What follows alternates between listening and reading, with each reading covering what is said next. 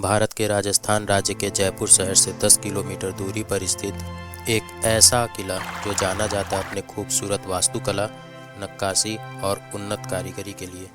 यह है आमेर फोर्ट। वैसे तो आमेर किला, जिसे अंबर किला के नाम से भी जानते हैं, इसका इतिहास काफ़ी पुराना है। कहा जाता है कि इसकी स्थापना मीना वंश के महाराजा राजा एलंग सिंह ने की थी, जो चंदा वंश के शासक थे।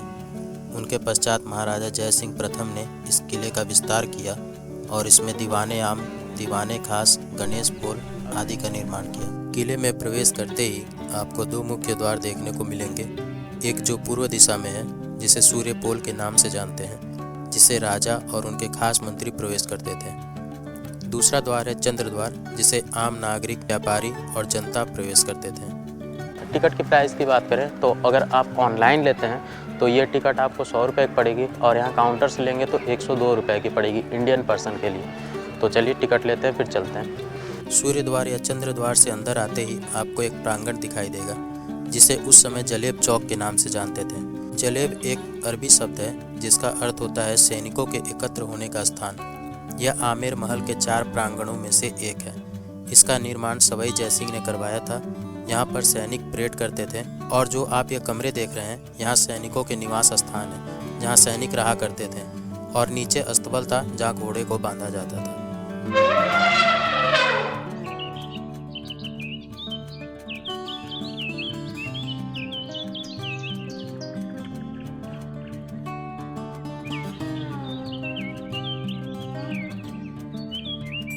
यह जो सामने आप द्वार देख रहे हैं, यह महल में प्रवेश करने का मेन द्वार है, जिसे सिंह द्वार के नाम से जाना जाता था।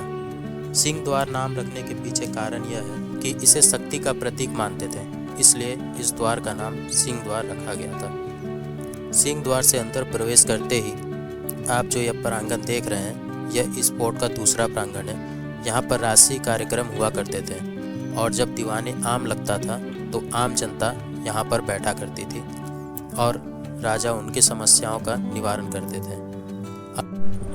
अब यहाँ से देखिए ऊपर से फोर्ट कुछ इस तरह से दिखता है। ये था मेन एंट्री गेट, जहाँ से हम लोगों ने एंट्री किया। अब आप जो ये स्ट्रक्चर देख रहे हैं, यह है दीवाने आम, जिसमें राजा अपने मंत्रियों के साथ जनता या आम नागरिकों की समस्या को सुना करते थे और उसका निवारण करते थे।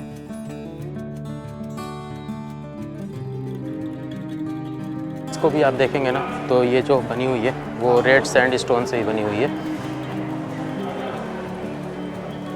दीवाने आम का निर्माण लाल बलुआ पत्थर और मार्बल से किया गया है। इस दीवाने आम में जो आप यह खंभे देख रहे हैं, इनकी संख्या 48 है और शीर्ष पर हाथी के आकार की नक्काशी देखने को मिलती है।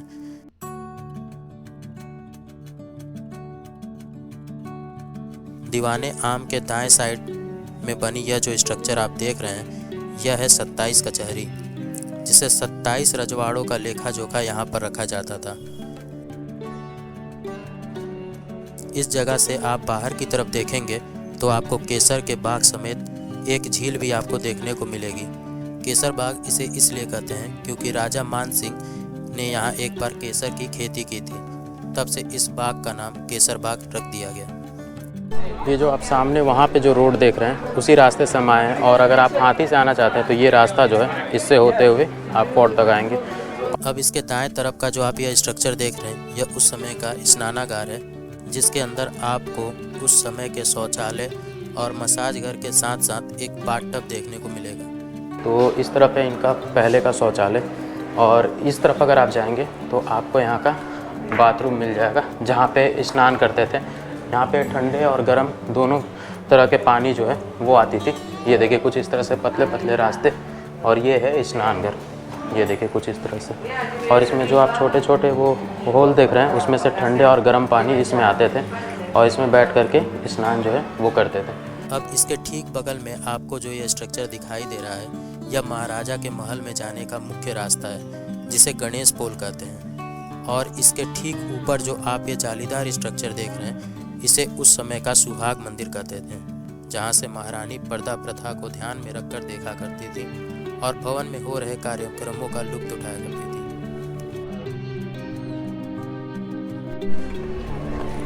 यहाँ देखिए इसके बिल्कुल ठीक सेंटर में यहाँ गणेश जी की प्रतिमा बनी हुई है। और अब गणेश पोल से अंदर चलते हैं। और गणेश पोल नाम रखने के पीछे भी एक कारण है, क्योंकि आप लोग जानते हैं गणपति भगवान विघ्नहर्ता होते हैं, तो आने वाले सभी बाधाओं को दूर करने के लिए इस पोल का नाम गणेश पोल रखा गया, ताकि मेन द्वार से ही कोई बाधा अंदर प्रवेश ना करे।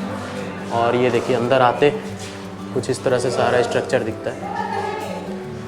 अब यहाँ से हम फोर्ट के अंदर जो है वो प्रवेश कर गए हैं, और अंदर आते क्या खूबसूरत सा गार्डन बना हुआ है यहाँ पे। गणेश पोल के अंदर आते ही आप आ जाते हैं इस फोर्ट के तीसरे प्रांगण में। यहाँ पर आप सुख मंदिर, शीश महल समेत एक छोटा सा गार्डन और पार्क देखने को मिलेगा। अब आप जो ये स्ट्रक्चर देख रहे हैं इसे दीवाने खास या शीश महल भी कह सकते हैं, देखने के लिए मिलेगा। स्ट्रक्चर देख रहे हैं ये है यहाँ का दीवाने खास, जिसमें राजा अपने कुछ खास मेहमानों के साथ आते थे और बैठते थे।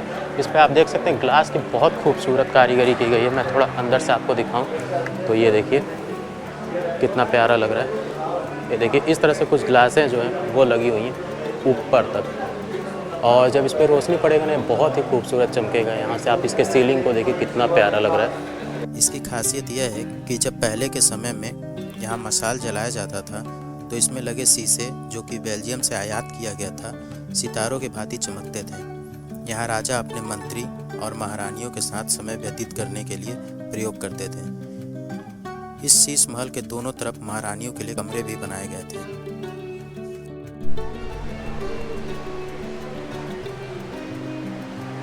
और इसके दीवारों पे देखेंगे ना तो कुछ इस तरह से बहुत ही खूबसूरत तरीके से जो पेंटिंग है वो की गई है, और उसके ऊपर भी ग्लास लगा हुआ है। ये सारी पुरानी पेंटिंगें बहुत ही ज़्यादा खूबसूरत हैं, देखिए।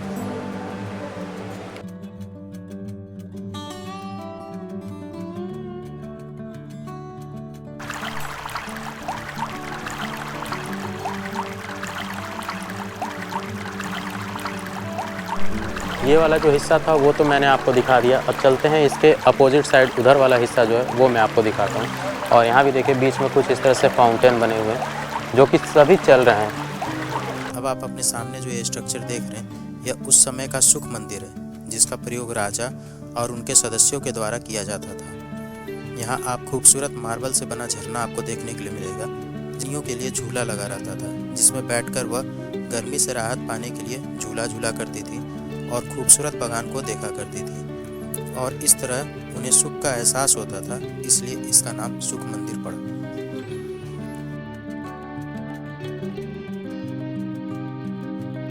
अभी चलते हैं फोर्ट के ऊपर वाले हिस्से में, तो उसके लिए उधर से सीढ़ी है, तो सीढ़ी से चलते हैं ऊपर। अब यहाँ से देखिए सीढ़ियाँ बनी हुई हैं, चल तो यहाँ से हम ऊपर भी आ सकते हैं।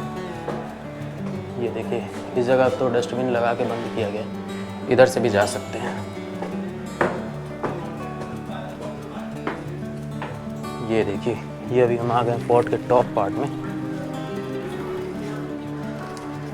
और ये जो है हर फोर्ट के एक साइड में ऐसी छतरी बनाई गई है, और यहाँ से आप बाहर खड़े होकर के देख सकते हैं व्यू, जो कि बहुत ही खूबसूरत लगता है। और यहाँ इसको जब भी बनाया गया है यहाँ पे काफ़ी ठंडी ठंडी हवा जो है वो लगेगी।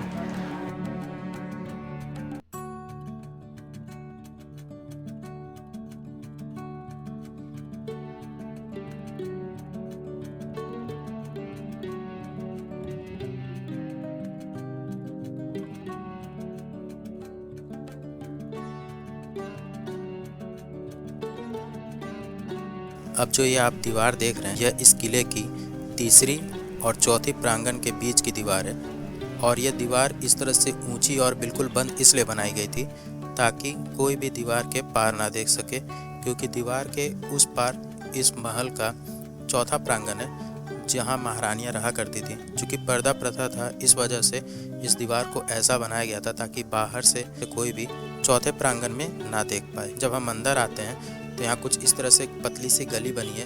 अंदर प्रवेश करने के लिए दो द्वार हैं, एक तो सुख महल के पास से जाता है, एक दीवाने खास की तरफ से जाता है। दोनों आपस में आकर के एक गलियारे में जुड़ते हैं, और यह गली सीधे इस महल के चौथे प्रांगण में खुलती है, जहाँ पर राजा अपनी महारानियों के साथ रहा करते थे।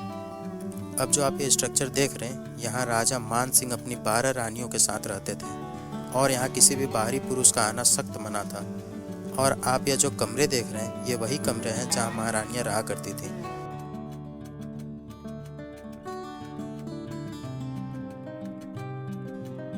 यहाँ पे कितना खूबसूरत कृष्ण जी और गोपियों के साथ कितनी खूबसूरत पेंटिंग बनाई गई है। यहाँ भी आप देख सकते हैं और यहाँ भी, दोनों जगह।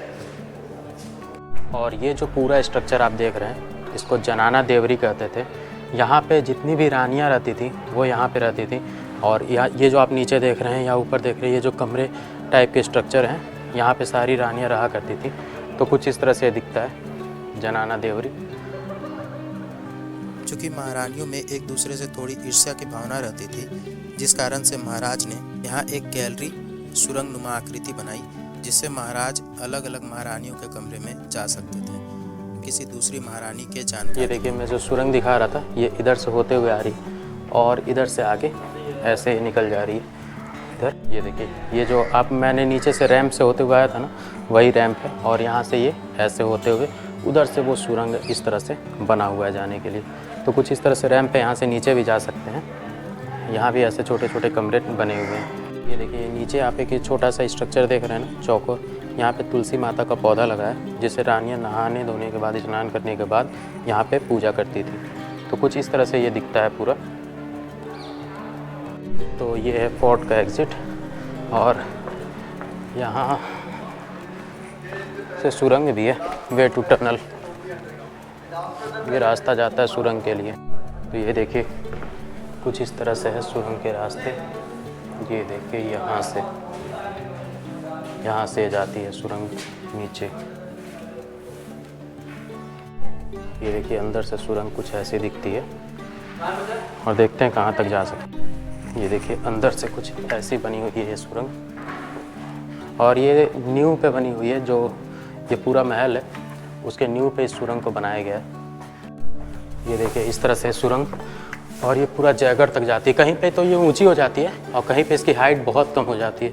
यहाँ पे देखिए, इस तरह से। अगर आप जाना चाहते हैं तो जयगढ़ फोर्ट तक ये सुरंग के माध्यम से जा सकते हैं। इस समय ये पूरा रास्ता खुला हुआ है। ये देखिए,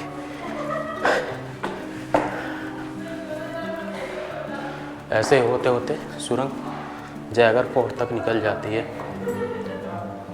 ये देखिए, वाकई में देखिए, पूरा रास्ता खुला हुआ है। बहुत डिफ़िकल्ट है जाना। सीढ़ियाँ बहुत ऊंची ऊंची हैं इसकी। चलते हैं अब नीचे। देखिए कितना नीचे है, गहरान। ऐसी बनी है कुछ सुरंगें।